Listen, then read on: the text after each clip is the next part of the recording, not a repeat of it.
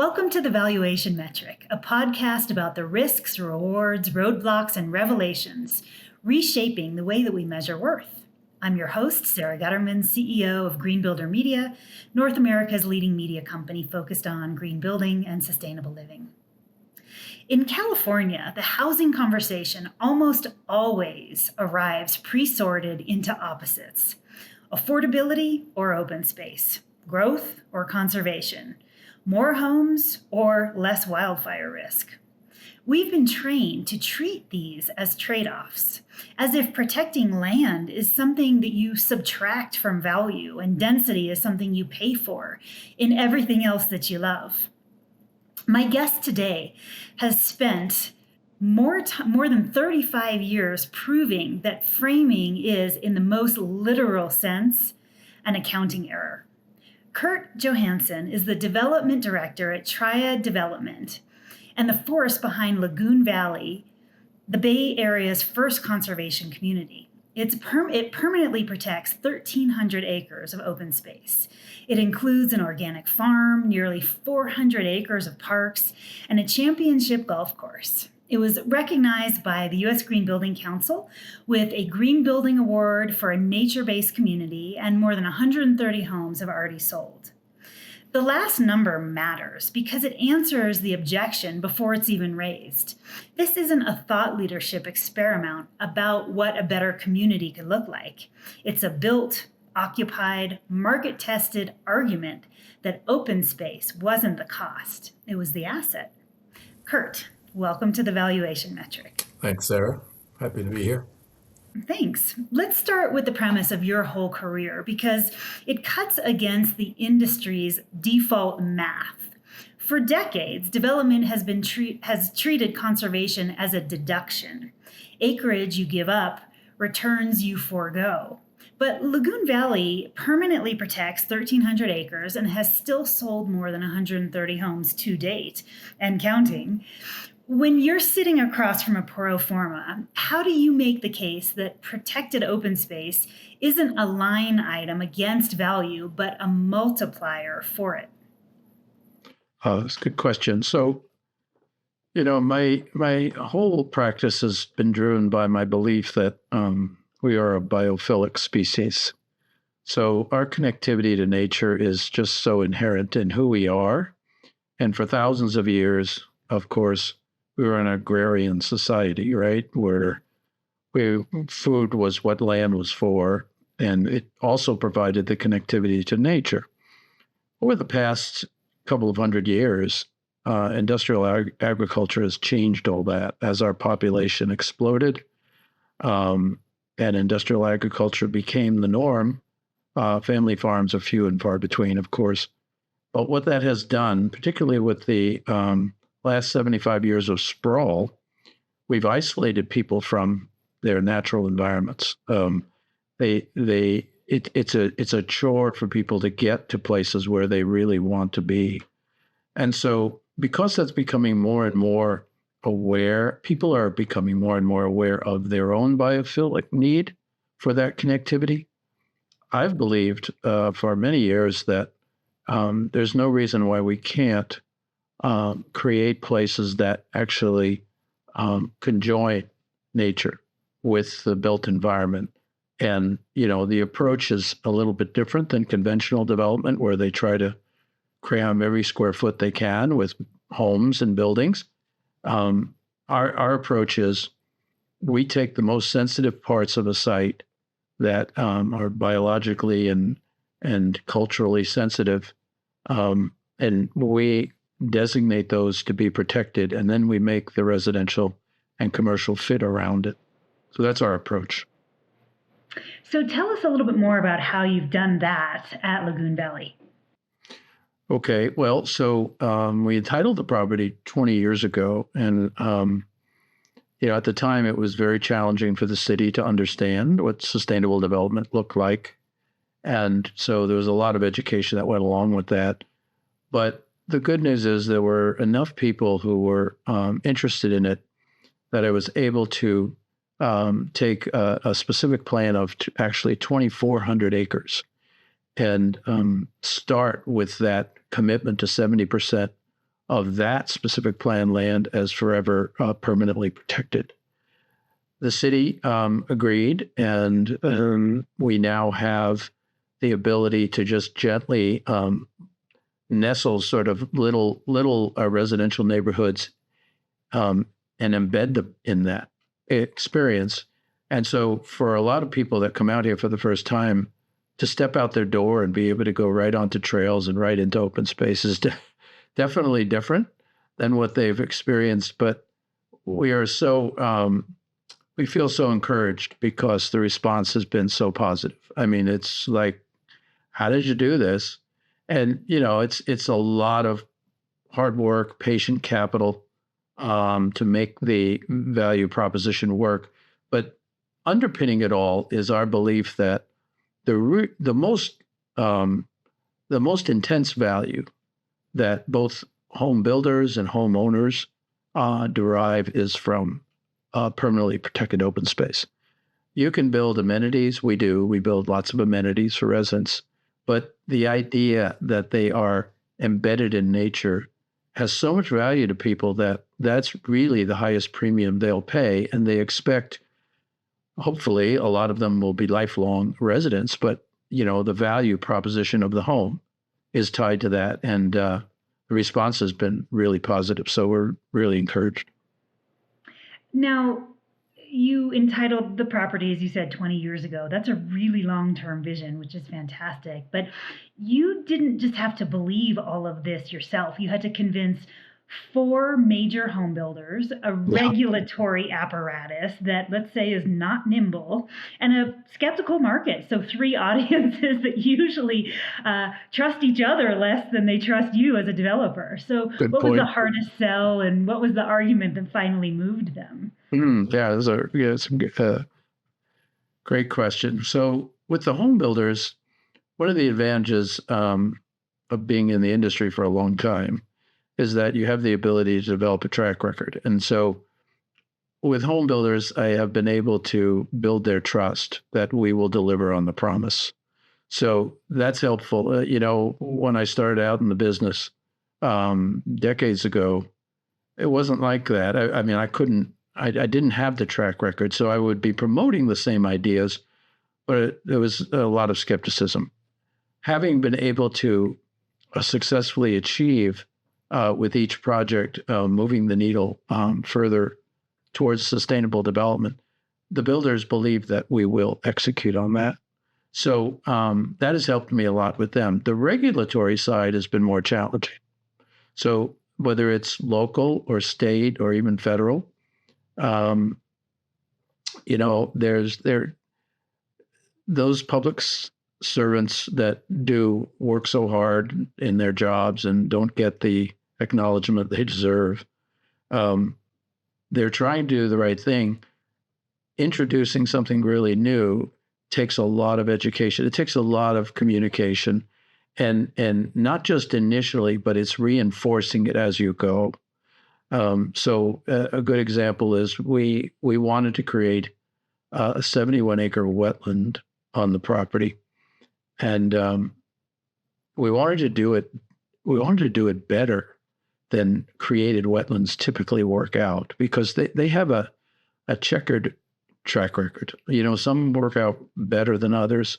We wanted to really do something kind of special. Well, we assembled the team, and what we found out is that we have a fairly high groundwater table.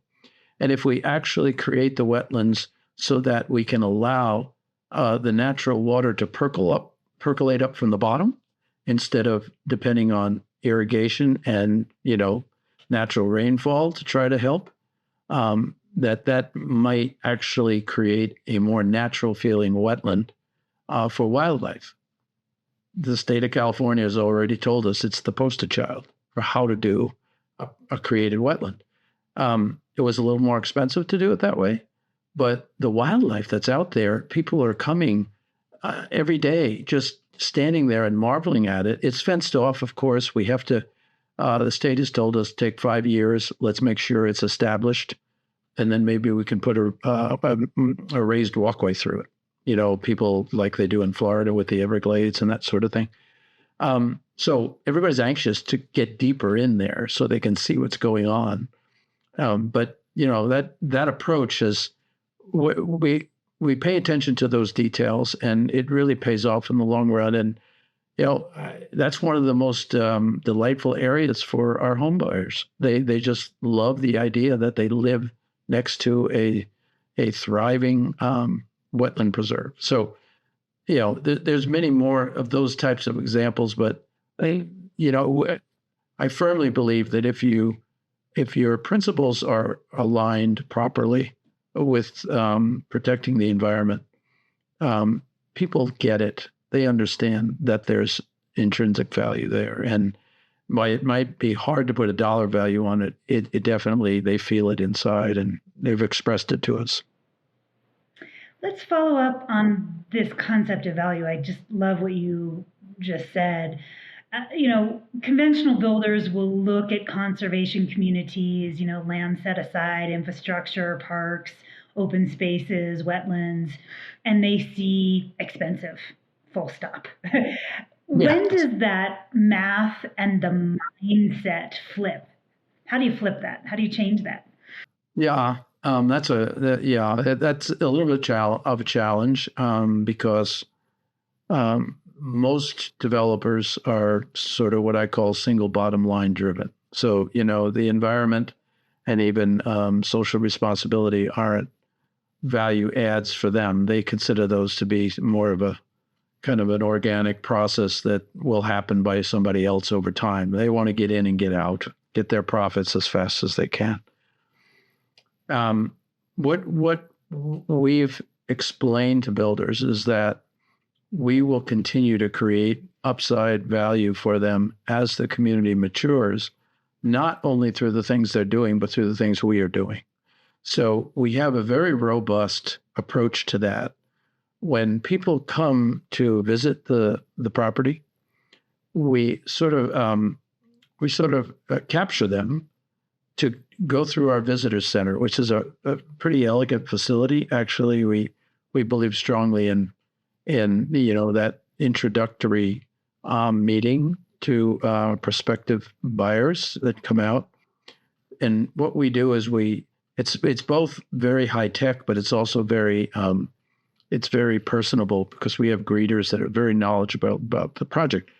So the idea is to introduce people to all of these principles, these sustainable concepts, what conservation really means, all the wildlife habitat, and how that gets stewarded over in perpetuity, all the stuff that's different about the community, and then we release them to go and figure out if they really want to buy a house, right? And so we kind of do a handoff to the builders. What we have found is that because we survey as much as we can the process, what we have found is that a very high percentage of the people who end up buying homes here made the decision to live here before they went into a model, which that's sort of validation for me that people are as interested in a community and a lifestyle as they are about the four walls they're going to be living in. And so it's made the builder's job easier because a lot of their prospects come to them. They drank the Kool-Aid, so to speak. And, it's like, well, we have, many of floor plans, there's various neighborhoods, all that. But, because it's so different, we also believe that introduction is important because we tell people this isn't for everyone. We're very upfront about that. If you're not a nature lover, you're not going to be happy here. I mean, because it's everywhere. You can't really isolate yourself from it. So it isn't for everybody. But again, we're not trying to be everything for everybody. We've got a very specific concept that we believe appeals to a lot of people, and there's plenty of those people out there for this community. So we want a good fit. We want people that feel like they belong here. Curt, that leads me to a question that I'm curious about. This came up just as I was listening to you. I was going to ask if you felt that the people who were inclined to live in a conservation community kind of came to you very open and kind of wanting to be convinced to live there versus other people who might not have that same, set of values and priorities, and they come and they don't necessarily, they're not open to Right. that same level of, engagement, and they don't necessarily want to be convinced. Would you say that the people who are already predisposed to live in a conservation community and already feel connected with nature, they're the ones that come with that ethos? Or do you see people who might not have that prior, say, connection with nature? They come and they have this aha moment where they're like, oh, I want to live like this. So what's the percentage, would you say, of people Yeah, that? that's interesting. I would say it's probably 50-50. Huh, interesting. Probably half of the people that have chosen to live in Lagoon Valley, I would think, came excited. We've had lots of testimonials where people just unsolicited, they just come and say, I've been waiting 30 years, 40 years to live in a place like that, right? So there's that group, but then equally large in number, I think, are the people who haven't been dreaming about anything like this. They're just in the market for a new home. They have certain things that they're also looking for besides the home, whether it's, amenities that make, are particularly appealing to them. We have the parks, we have the sports courts, the event center, we have the town center with the local neighborhood retail, all that. I would say that group mainly comes in curious and skeptical. I mean, there's a level of skepticism, right? Is like, this might be a little too good to be true. Some of them want to come out just to reassure themselves that this isn't really what it is. But we haven't had many that come in.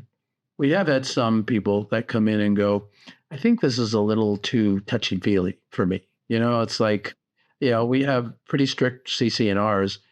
In many ways, it's to protect the environment, right? It ties into how people relate to the natural world that they're embedded in.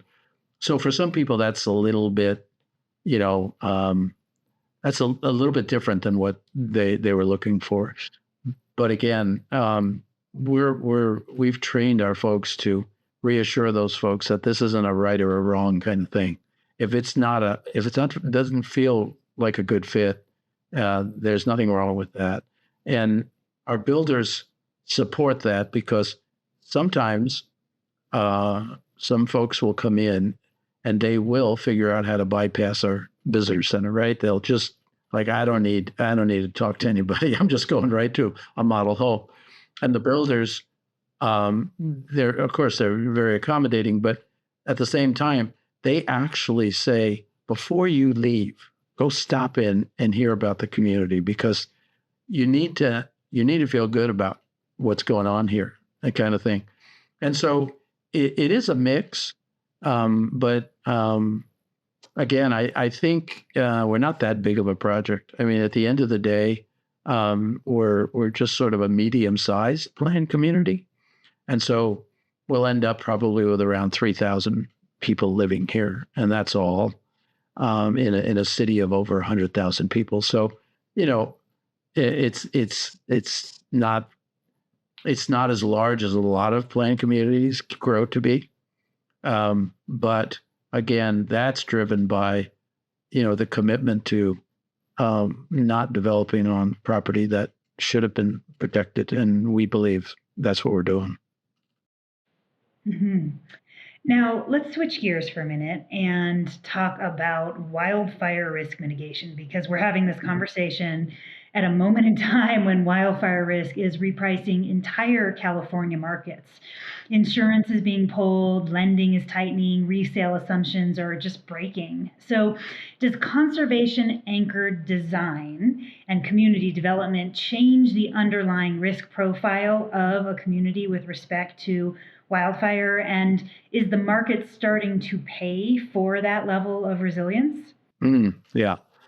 So great question. So climate resiliency is one of our core principles that we pay attention to that all the time. And wildfires, of course, are a way of life in California. So one of the things we've made essential in our planning efforts is, and the city cooperated with this, is to create significant buffers from wildfire areas that sometimes are 6-7 times what normal buffers are.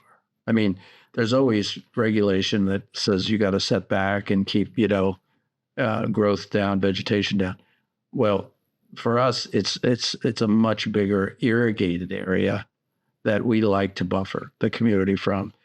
The fire department loves that. I mean, we built our on-site fire station before the first person moved into any home here, and it's a full service 24/7 station. Wonderful fire department here, and they love that concept because it really gives them it's an added level of protection for them if something happens. And we all have had wildfires affect our lives, so it's not going away. So that's important to us on that buffering from the wildlands, which are susceptible to that. Climate resiliency for us, though, is also the sort of the companion piece to that, which is flooding. So flood protection is really important to us. We're in a valley where historically, at the other end of the valley, we've had private property owners had flooding occur a lot because, infrastructure was never put in place to actually control that. And, a lot of people who built many, many, many years ago fall victim to that. So what we did was we had the advantage of all the open spaces and recreational areas. So we used those areas also to create 156 acre feet of stormwater detention basins, which for your listeners who don't deal with acre feet on a normal basis, that's the equivalent of 1.3 million bathtubs full of water. It's a lot. Wow. That's a lot. Yeah, it's a lot. And so those basins, remain dry. And when rains come, and they can come pretty intensely in the winter, particularly, it's a filtration system to clean the water, but it also allows the water to fill up and then be let out very, very slowly, so that by the time it gets to the other end of the valley, it's a manageable runoff. And so those two pieces kind of go together for us, and one of the value propositions, and I love the kinds of questions you ask, Sarah. How is that valuable? Well, the value to the homeowners is that they feel much more secure that they have protection against wildfire than in many other communities, but that we're also very sensitive to using all of the property we have for other climate resiliency issues.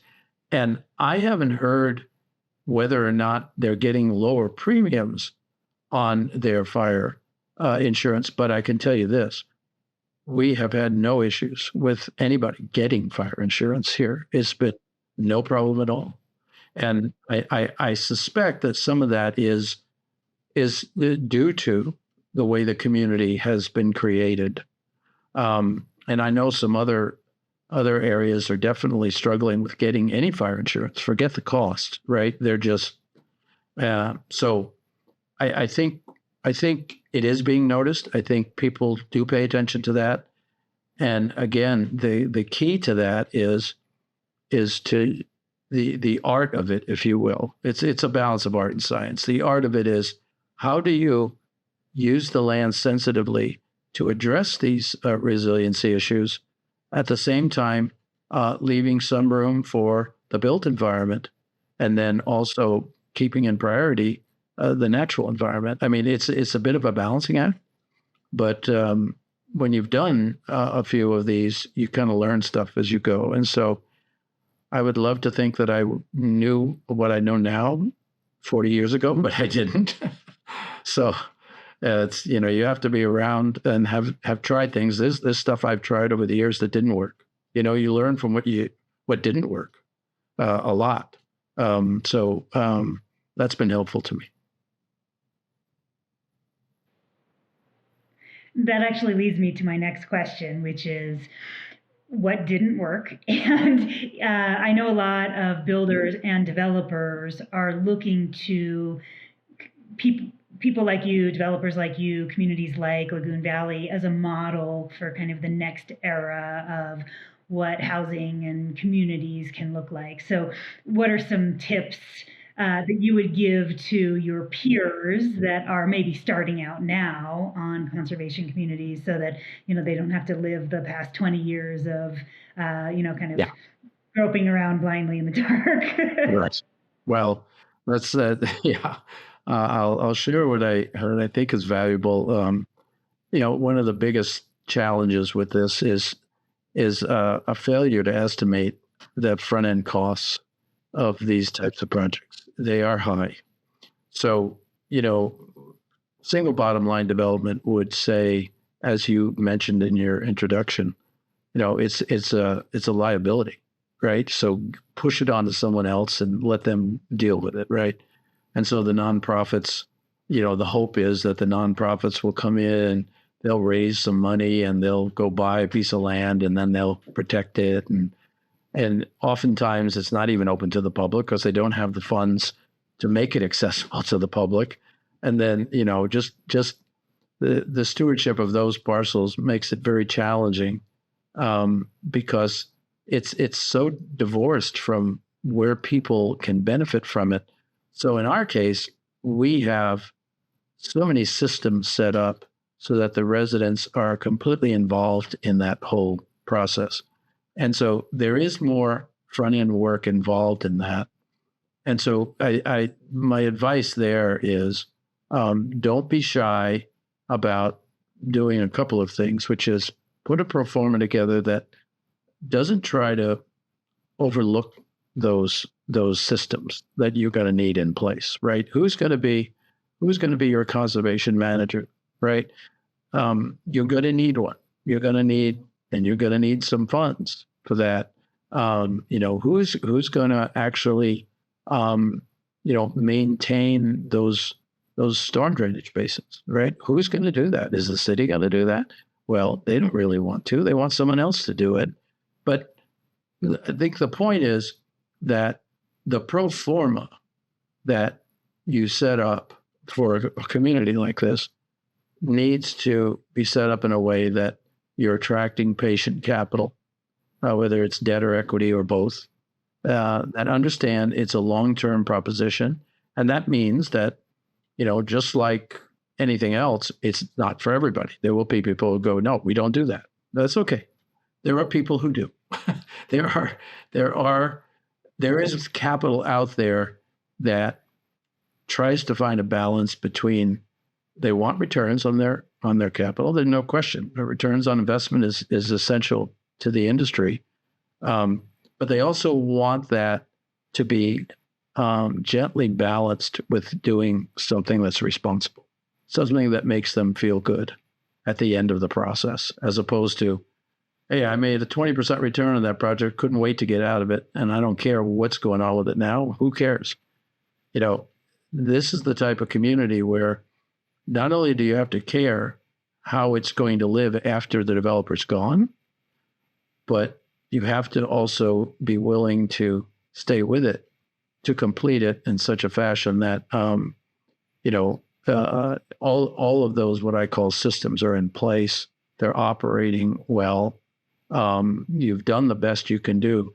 And then for me, when I go back to projects I've done in the past and see them still thriving, with people who love living there, and that to me is, you can't put a value on that. It's priceless to me. I mean, because at the end of the day, it's my art. It's what I do, and I have to feel good that it's benefiting people. Otherwise, I would go do something else. And so, seeking out partners, lenders, investors who actually have an ethic, a land ethic, if you will, to balance with the returns that they expect. The returns can still be there. It just needs to. They just need to be patient and understand the process may take a little bit more time, but the rewards are wonderful at the end. So that's my belief, and so far I feel very fortunate because I've been able to find those types of partners that have helped me achieve what I'm hoping to achieve.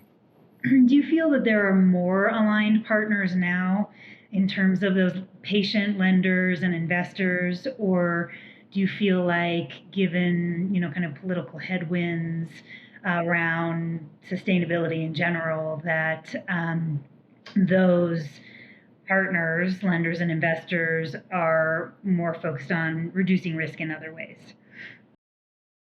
Well, yeah, I know politically things ebb and flow, right? And here in California, we feel it's a little different than in other parts of the country because California is so big and can, do things that I don't know. Somebody told me we're the fourth or fifth largest economy in the world. I don't know how that works, but yeah, it's pretty big. But I think the idea is that there's more and more pressure that has been brought to bear by society, regardless of what's going on with the federal administration. It'll come and it'll go, it'll change, and whatnot. Society overall has continued to put pressure on corporate America to pay more attention to sustainable development, to be more mindful of doing things so that at least there's not a greenwashing attempt, but a genuine attempt to, reduce our footprints. We've got generations of kids and grandkids and coming that deserve that we did the best we could do. And my generation, I'm a baby boomer, we didn't do that. I think I'm just trying to do penance for all those years. I mean, it's kind of like I'm a baby boomer, and we were as materialistic as they come, and not thinking past, the next month for ourselves. And so I think the younger generations now are definitely more in tune with it, and that I think that's not going to reverse as a societal thing. And so even as the development industry kind of consolidates. So I'm a little bit of a dinosaur, or maybe a lot of a dinosaur, because it's hard for small to medium size companies to take on big projects because the cost is so high, right? So the bigger players tend to be the ones who by default do it. But I think even they feel the need to become more aware of this, because I wish I could duplicate myself 10 times and have 10 of these going at the same time. I can't. But fortunately, we have other people in the country who are doing it, and doing it really well. I mean, I have spent time at conservation communities where I've just been blown away at the commitment and the result, and when they're built out, how marvelously they operate. And so it's been inspiring to me about learning from others over the years. What are some of your other favorite conservation communities that you visited? Well, so if I had to pick a couple, I would say Prairie Crossing is one. Prairie Crossing is about 40 minutes north of Chicago. So any of your listeners who happen to be in that area, you can jump on the train from downtown Chicago and be there in 40 minutes. The train stops right there. So you don't even have to drive. It's a marvelous conservation community with farming is such a big part of what they do. They have 100 acres devoted to organic farming, but it's also a teaching farm so that they actually lease out 5-acre plots to people who want to actually get into family farming. And open space just is so important there, but their attention to sustainable details on infrastructure, all their infrastructure is so green. The homes are so energy efficient. I mean, they've done everything really, really well there. Another one is charming conservation community. It's just about 30 minutes south of Atlanta in Georgia. It's called Serenbe. That's Serenbe. And I'm very close with the developers there. They've done just amazing work in that community to promote the same kinds of sustainable ideas. And the response that both of those projects have had from the buyers has been extraordinary. And so when I see examples like those two of how people made the commitment, stayed with it, got it done, and the level of tranquility and happiness in the people who live there, that's one of the most important things to me is, people, life is stressful. People are struggling more and more with all the turmoil that's going on in the world. I think more than ever, they seek tranquil places. And, being embedded in nature creates a sense of tranquility for people because it reminds us through biophilia that we're all connected and that, we're just a small part of a much bigger enterprise. And it's humbling it and relaxing at the same time. It actually allows you to feel less stressed, and people just seem happier in those types of communities. So again, I wish we had more of them. I'd say altogether there's probably about 300 across the country and various sizes. Some of them get very small, some of them get large, but they're just so open space dominated that there's very little housing. Mine is more of a trying to balance it a little bit more because the housing crisis is a very real problem here in California. So I'm trying to do my part to also create some diversity of housing. We have affordable housing, we have age qualified housing, we have so much differentiation in what we're doing, and our market is very diverse. Our buyers very diverse, which I'm very happy about. It's wonderful how that's working out. But we strongly encourage our builders to do designs that include ADUs, so that it's multi-generational living here, which has been very, very helpful because that's very appealing to a lot of buyers in this area. Wonderful. So, Curt, if people are in the Bay Area, what's the best way to access Lagoon Valley? And if they're not, how do they get more information about the community? So I think lagoonvalley.com is our sort of default way to start to get into the process. We do have a couple of other websites, but they can all be linked together. So I think if anybody wants more information, start there, and then there'll also be contacts for people that they could reach from lagoonvalley.com. And there's a wealth of information on that basic website and then other websites connected to it. But I would also encourage anybody who wants to just visit, because a picture is worth 1,000 words, but when you're actually here, it's palpable, you feel it. And so we would love to host anybody who wants to come out and take a look. Wonderful. Well, Curt, this has been a pleasure talking with you today. I really appreciate your perspective, and thank you so much for your long-term vision on Lagoon Valley. Clearly, you are creating a model that others should replicate. So again, thank you for being on the Valuation Metric. Thanks to everybody who has listened to this episode. I'm Sara Gutterman, reminding you to value what matters, because when we do that, we can build a more meaningful and better world. Before you go, download and subscribe to the podcast wherever you get your podcasts. And for daily coverage on sustainability, housing, and the future of home building, visit greenbuildermedia.com. That's where we're tracking the trends and shaping what comes next.